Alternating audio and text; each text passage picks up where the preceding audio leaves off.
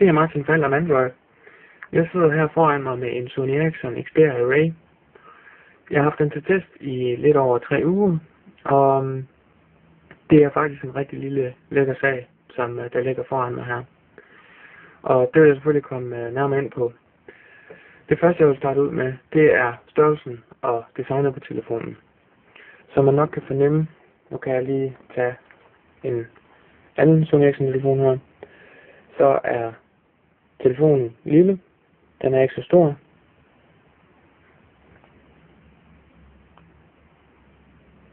Men min mening omkring Ray her, det er helt klart positiv.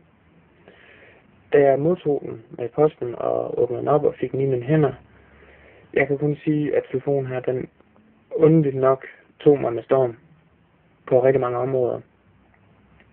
Jeg har altid været vant til at have smartphone